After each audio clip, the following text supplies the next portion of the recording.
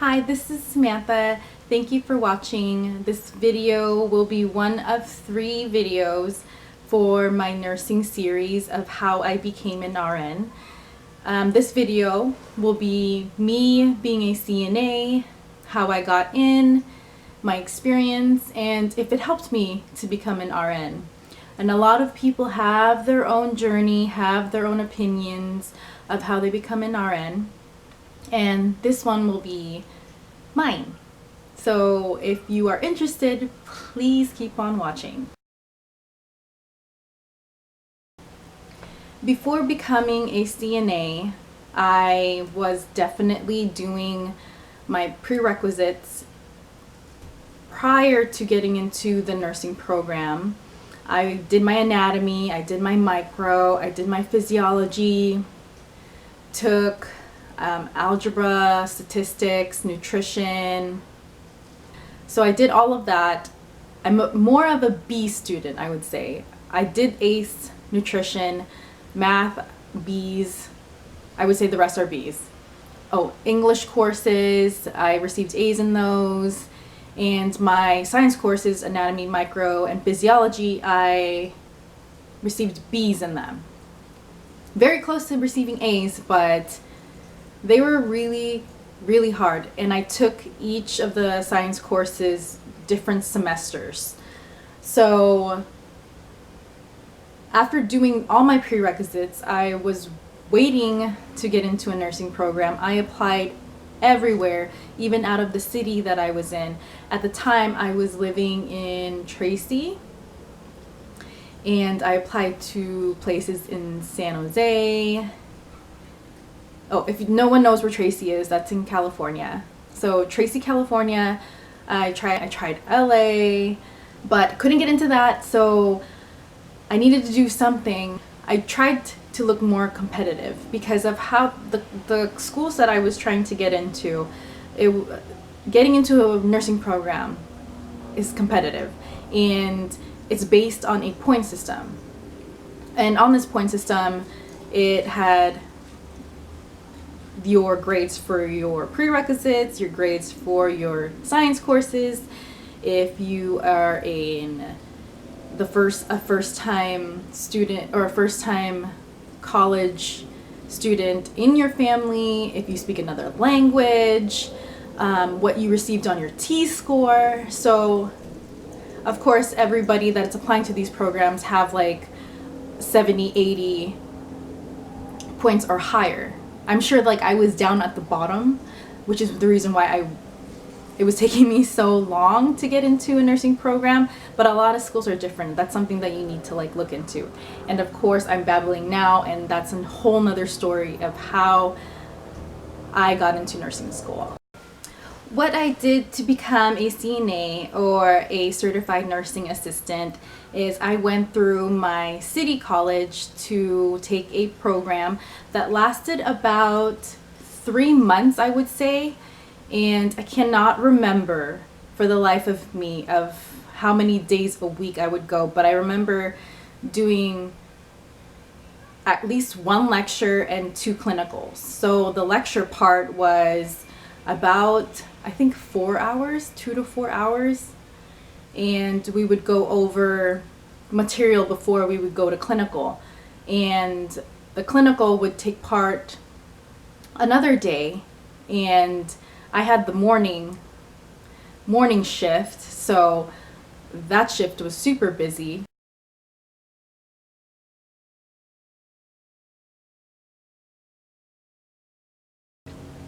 Now to the nitty-gritty stuff. So for first day of clinical, I remember crying not because I was overwhelmed. I knew that what I was getting into. And that's another thing. A lot of people do not know how crazy, intense, and dirty nursing can be. And this was my foot in the door, getting my feet wet, how I would say, of before getting into nursing. I know that and the thing that I do not like is the fact that like, oh, CNAs do all the like the dirty stuff, blah blah blah blah, but what being a CNA has taught me, I have so much respect for them, is the fact that, one, it's hard. You're taking care of 10 patients, 9 patients, every day you're short. What CNA has taught me was teamwork, being able to time manage,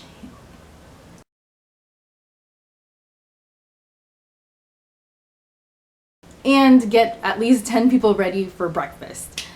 I would say that, yes, what I was saying, oh my God, this is where I go. I go off into getting so passionate about becoming a CNA. And you have to have passion too, of course.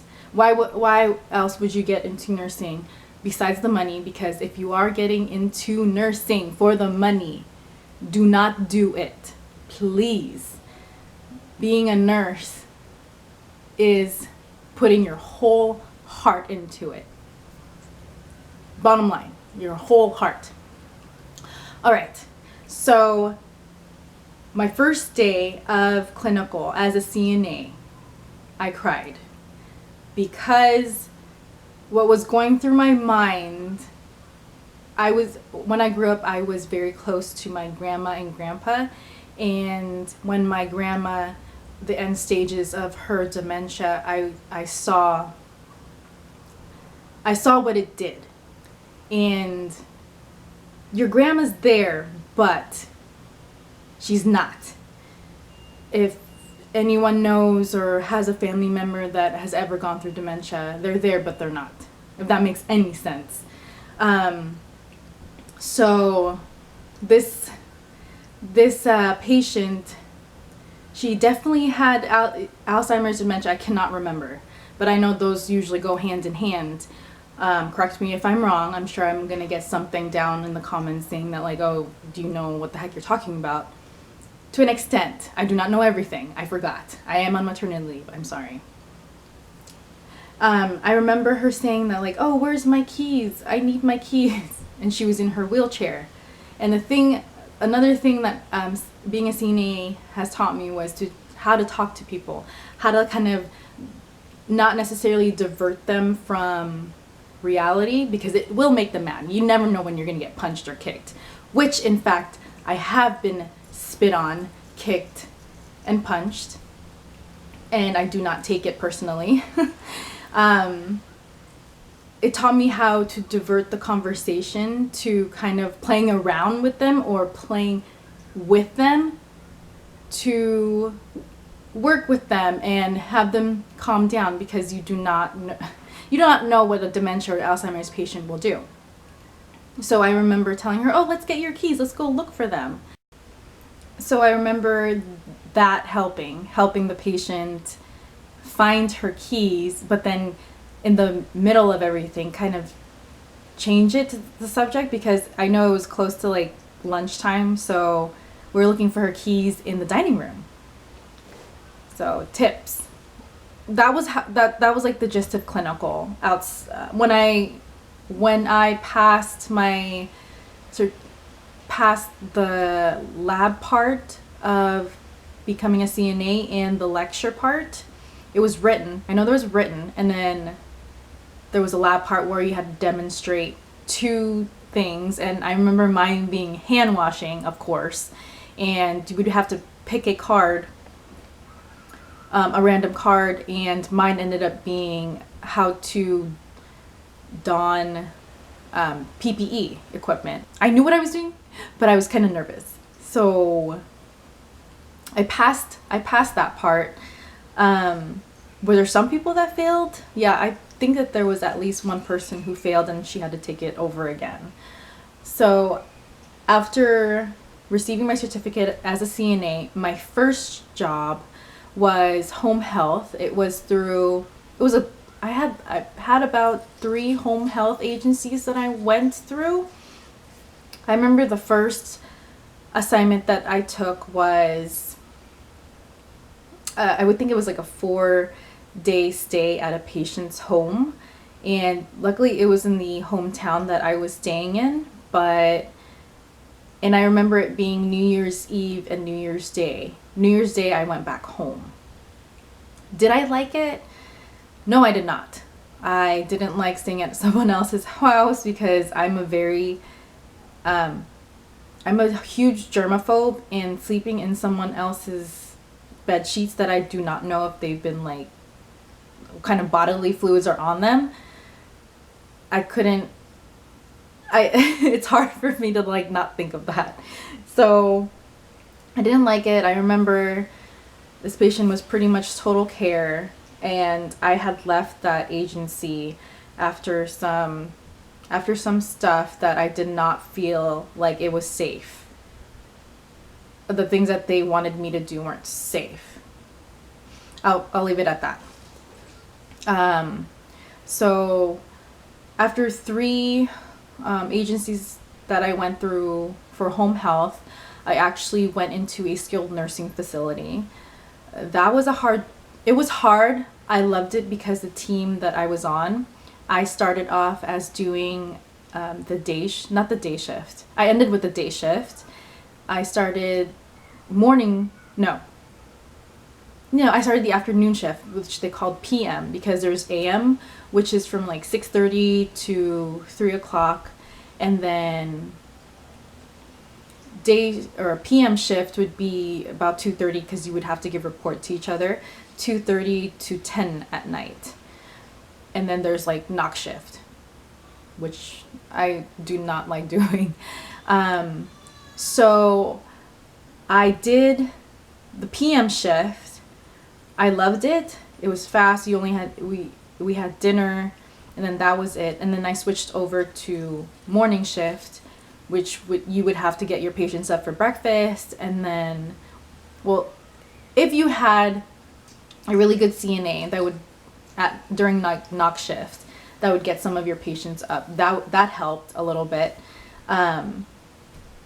And then you would get the rest of the patients up for breakfast, and then you would have lunch, and then you'd have to give report. Very hard, because how the shift started was get their vital signs, give them to the nurse. If you see anything abnormal, of course you would tell the nurse, and then they would have to check it again. Hard job. Would I change it for the world? No, I would not, because that taught me how hard it could be, and it actually helped me think about how a CNA felt when it came down to taking care of a patient, because you are a team. And a lot of nurses and CNAs forget that. I'm not going to say that nurses aren't guilty of forgetting, but it helps. It helps to know what a CNA does. So after my skilled nursing facility experience, I actually had the opportunity to work as a CNA in a prison.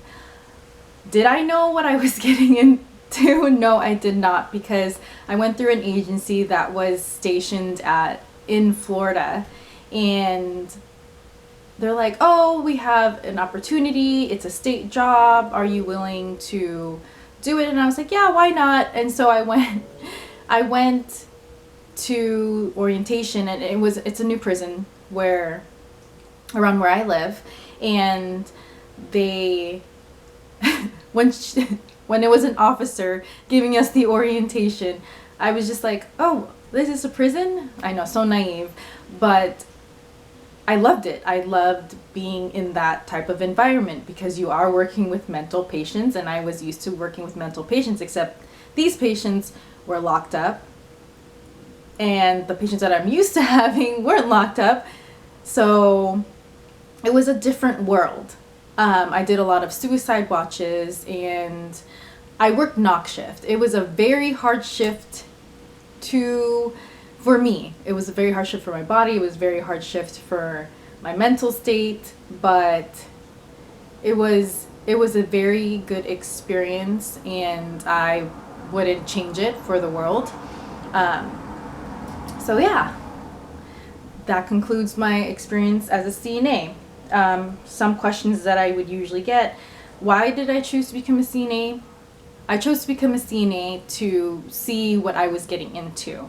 A lot of people that I know as RNs don't have that CNA experience, or they weren't an LVN before. That's their story, but this is mine. I feel like it has made me become a better RN.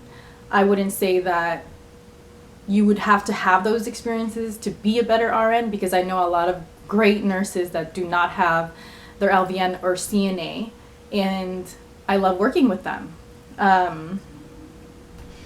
Did it give you better chance to be for an RN? Did becoming a CNA give me a better chance to become an RN? I would say no, because like I said, the point system that some of these colleges have, some of them are based on grades, some of them are based on experience. I would say that it depends on what college that you sign up for. A lot of them are lottery, which is you have to make a certain number point on the criteria sheet, and then they would pull you out of pretty much a hat and choose you.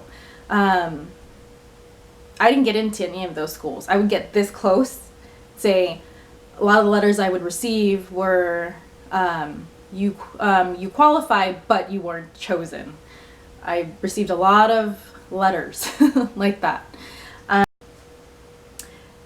So I'm sure that I missed a whole bunch of things, but there are 2 more videos about my LVN experience, of how I became an LVN, and my RN experience.